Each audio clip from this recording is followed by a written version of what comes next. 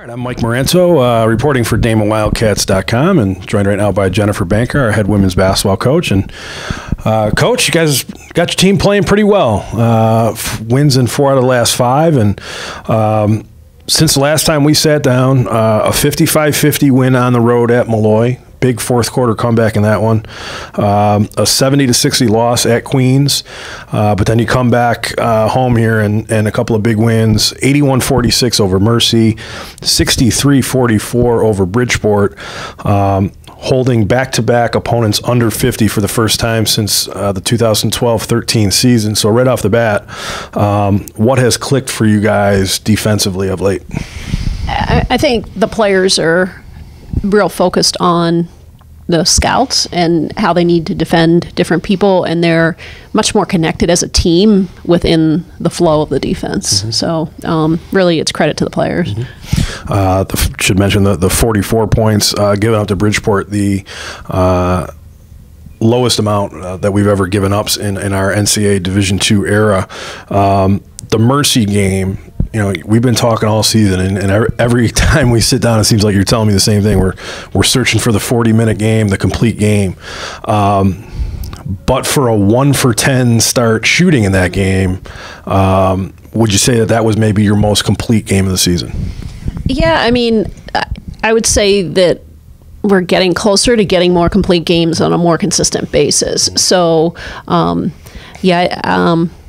I guess. I think that's been happening. I guess I focus more on the ones that aren't complete games than the ones that are. So, yeah, but we were happy with that result. You start out struggling shooting the ball. It's Sydney Jones comes off the bench. I think she made her first 4 threes in that game, ended up with 17 points. She really kind of got the offense going in that one, and then you look at the stat sheet at the end of the game. Obviously, you score over 80 points. Sarah Saba does her normal thing; she's got 21. Sarah Young gets a career high 16.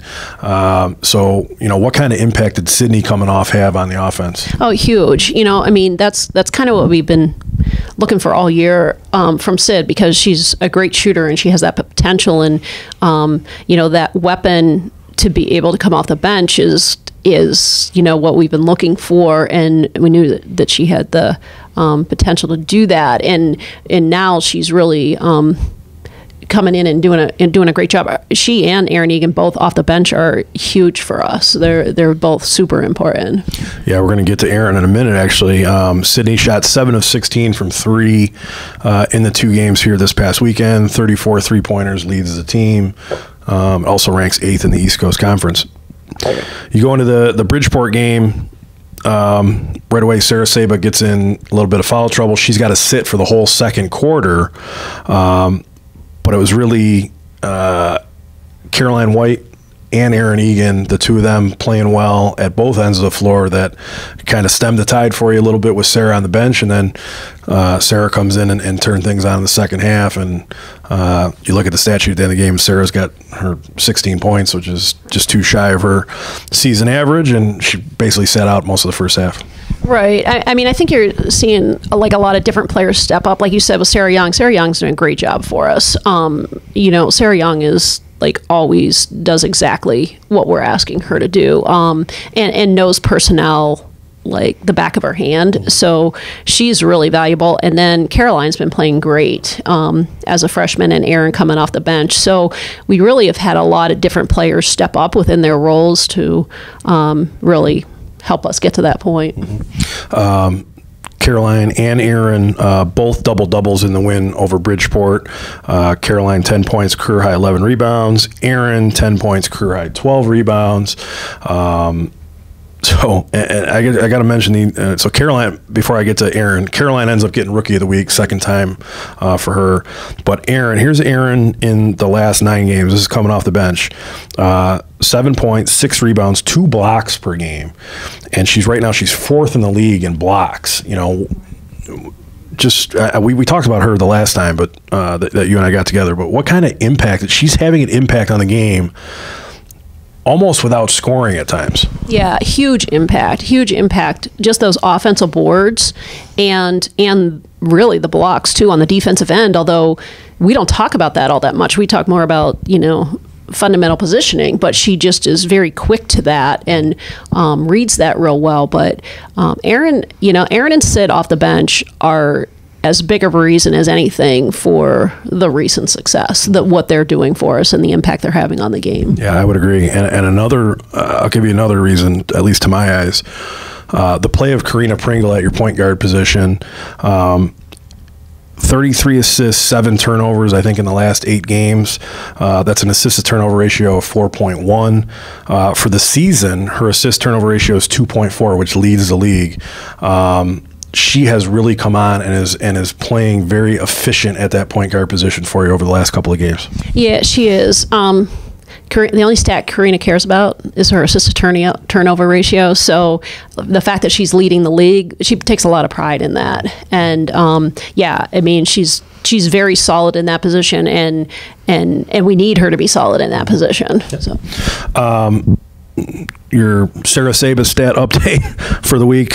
Sarah, 20 consecutive games in double-figure scoring. That's the longest streak of her career. Previous high streak was 14 straight games. And then in the win over Bridgeport, she went to 719 rebounds for her career, which puts her into a tie for 10th all-time here at Damon. So just another week and another couple of milestones for Sarah.